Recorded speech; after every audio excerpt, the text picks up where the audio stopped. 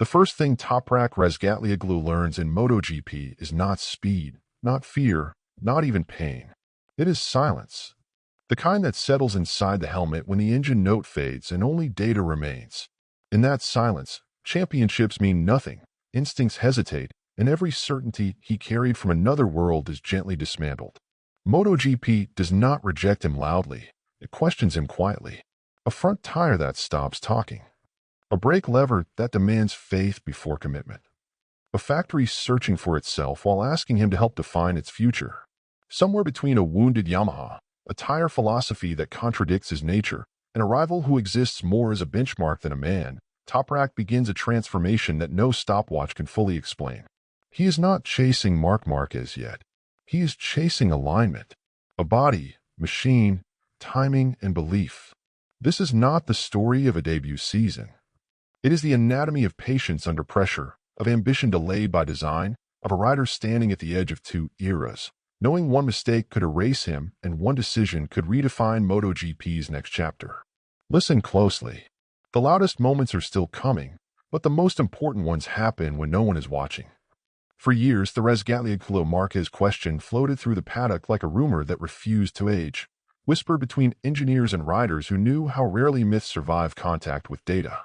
When Toprak finally commits to MotoGP, the move is framed not as destiny, but as procedure, a slow transfer from imagination to carbon fiber and telemetry traces. He arrives without fireworks, without promises, and that restraint is the first shock. This isn't about beating anyone yet. It's about understanding where I am, he thinks, privately recalibrating the scale of his own ambition. The cameras search his face for defiance and find calculation instead. For 2026, I don't know what to expect, and that's the truth, he says, a quote that lands harder than bravado ever could. The technical reality is brutal. Yamaha's V4 still struggles with rear tire temperature management over long runs, a detail rarely discussed outside closed debrief rooms. MotoGP does not reward mythology. It rewards repeatable braking pressure and millimeter-perfect throttle pickup. Toprak understands that Marquez is not a rival yet, but a distant benchmark, like a mountain reflected on water rather than climbed. The grandstands want a duel, but the data demands patience. He studies onboard footage late at night, noticing how MotoGP's start-only ride height device changes the first 10 seconds of a race and nothing after. The myth begins to thin, like fog burned away by morning sun. This transition feels less like a leap and more like learning a new instrument after mastering another, familiar but unforgiving. Expectation presses from all sides, heavy and warm. The noise grows louder because silence would admit uncertainty. Toprak breathes steady. The first step of legend is not conflict, but acceptance.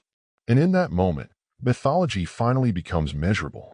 Toprak Razgatlıoğlu enters MotoGP carrying titles, not excuses, and that distinction shapes every word he chooses in his first winter as a prototype rider. Where others sell dreams, he sells realism, and the paddock doesn't quite know how to react. He knows the statistics, knows how often superbike champions arrive believing their past will negotiate their future. If I pretend this is easy, I'll lie to myself first, he thinks, sitting alone after testing while the garage is empty. Superbike success doesn't mean anything here, he says plainly, stripping romance from his own resume. The technical gap is unforgiving. MotoGP's carbon brakes demand peak deceleration force at temperatures nearly double what he used in World SBK, altering instinctive braking references by meters. Every lap feels familiar and foreign at the same time. The bike responds like a language spoken with the same alphabet but different grammar. Fans want him to be a savior. Yamaha wants progress, and he wants understanding. He studies throttle trace overlays, noticing how prototype traction control rewards patience over aggression. His reputation for spectacular saves becomes irrelevant when front-end feel disappears without warning. The rookie illusion is seductive, but he refuses it with discipline. This is not a coronation. It is an apprenticeship disguised as a promotion. He hears comparisons constantly and files them away without reaction.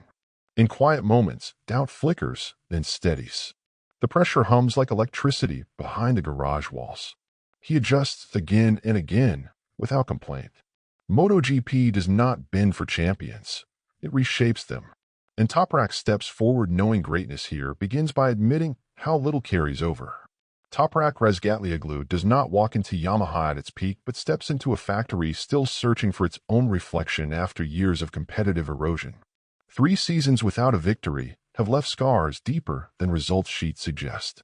The garages feel quieter, heavier, burdened by unfinished ideas and abandoned shortcuts. This is the hardest version of Yamaha, but maybe the most honest one, he thinks as he studies the blue machine under cold fluorescent lights. I know where Yamaha is right now, and I accept it, he says, a quote that lands with the weight of responsibility rather than optimism. The V4 prototype beneath him is not yet a weapon but a hypothesis, still struggling to harmonize engine braking with corner entry stability. Engineers quietly admit the bike loses precious tenths during long radius turns due to inconsistent crankshaft inertia behavior. Toprak senses it immediately. The rear feels nervous, like a vinyl record warped just enough to distort the melody. Joining Yamaha now is not career safety. It is exposure. Every weakness becomes visible, every improvement traceable to his feedback. The risk is enormous, but so is the influence. Unlike riders entering winning systems, he is allowed to shape the future rather than inherit it. The factory listens more closely when survival is at stake. He notices how meetings run longer, how data discussions feel urgent instead of routine. Yamaha is rebuilding its identity one spreadsheet at a time. Pressure seeps into every conversation, unspoken but constant. Toprak absorbs it silently. This is not a rescue mission. It is shared vulnerability. The entry point is fragile, decisive, irreversible. And from this low ground, every step forward will matter more than any victory elsewhere. Valencia is not just a circuit but a laboratory, and Toprak's first MotoGP test unfolds under lights too bright to ignore. Cameras crowd the pit wall, microphones lean in, and every breath feels recorded. He feels it immediately. So many eyes, so much noise, don't rush, he tells himself as he rolls down pit lane for the first time. On the first ride, I was a bit nervous, he admits later, a rare confession that strips away the myth of instant composure. The technical challenge is immediate. Michelin's front tire demands progressive load transfer, punishing even minor overbraking with a vague, sliding warning rather than feedback. Toprak adjusts corner by corner. The bike feels like wet clay on a spinning wheel, constantly changing shape under pressure. He finishes the day 1.3 seconds off the top, fastest rookie, second Yamaha overall. Numbers matter here, but context matters more. He is not dazzling, not dominating, but undeniably present. Journalists notice the restraint in his throttle application exiting turn 14. Engineers note his unusually clean brake pressure trace for a debutant. The paddock exhales, just slightly. Performance emerges not through spectacle, but control. He walks back to the garage quietly, helmet still on, heart racing. The noise fades into data. Valencia does not crown heroes. It filters them. The signal is clear, even if the picture remains incomplete. Adaptability has a measurable shape. Credibility settles in without applause.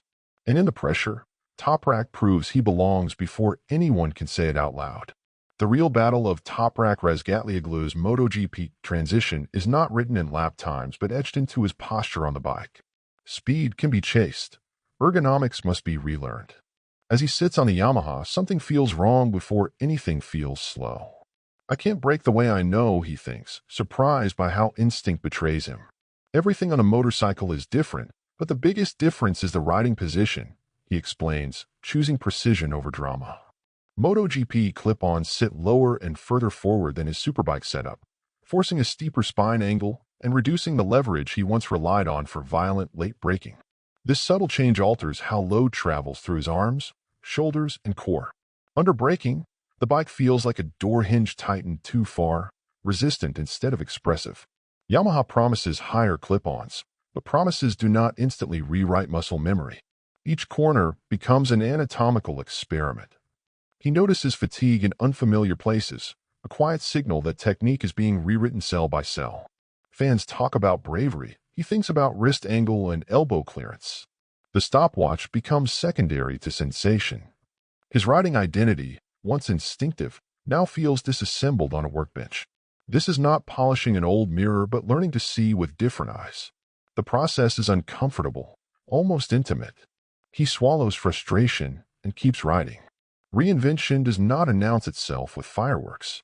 It happens in millimeters in silence.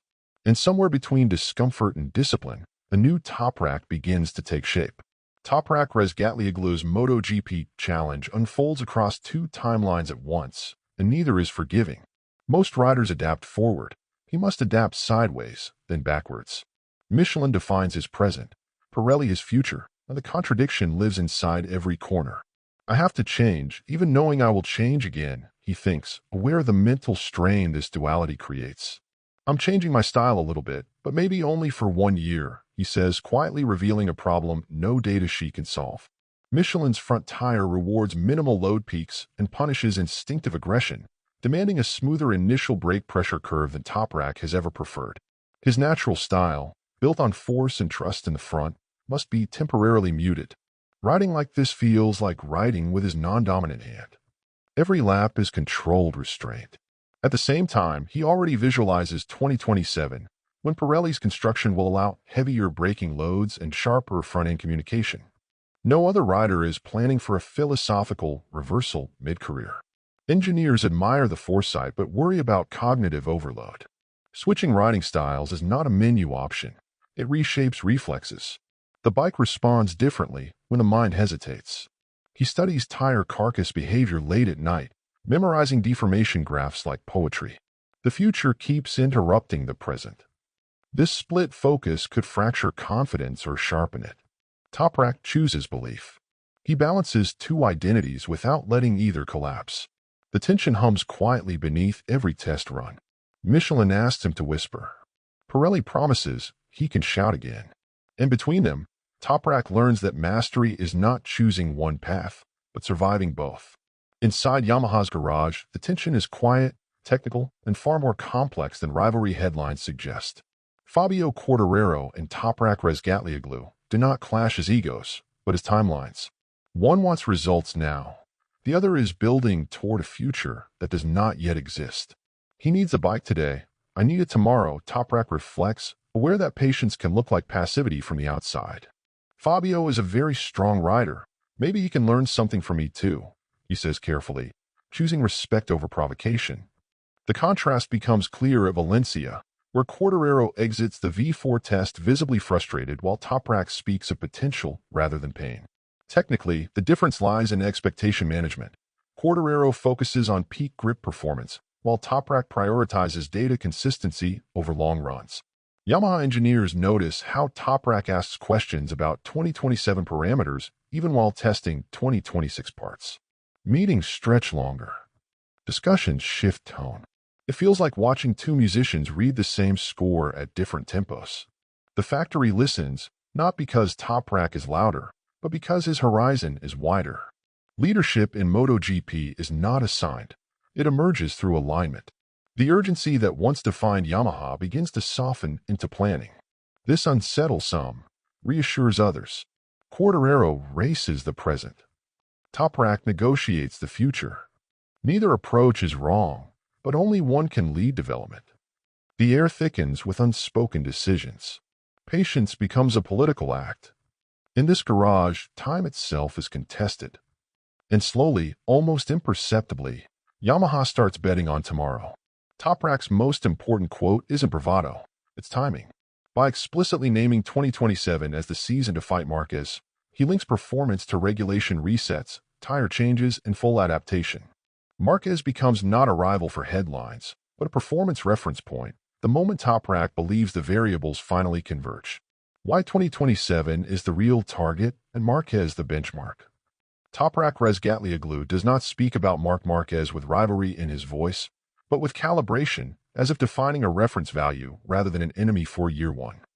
In MotoGP, timing is as decisive as talent, and Toprak's sense of timing is surgical. He listens to the noise around 2026 and quietly steps past it. Not yet, not like this, not now, he thinks, measuring ambition against reality. My biggest target, maybe next year, maybe 2027, we are battling with him in the race, he says, and the paddock briefly goes silent.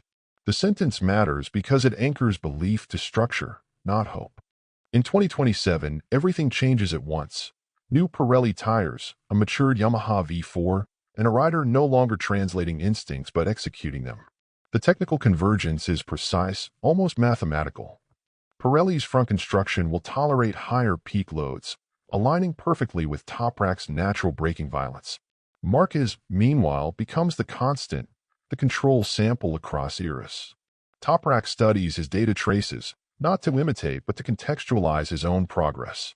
The idea of racing Marquez feels like tuning an instrument to a perfect pitch rather than chasing a ghost. He imagines the grid reshuffled, familiar hierarchies softened by regulation resets. Pressure lifts slightly because the horizon is clear. This is not fear. It is patience sharpened into intent. Fans crave fireworks, but engineers crave convergence. Toprak wants both, just not yet. The weight feels like holding breath underwater, calm but demanding. Every sacrifice of 2026 feeds this future moment. Marquez is not the obstacle. He is the measurement. When the variables finally align, excuses disappear. The calendar turns slowly, inevitably. And when 2027 arrives, mythology will no longer hide behind timing, because timing will finally be on Toprak's side.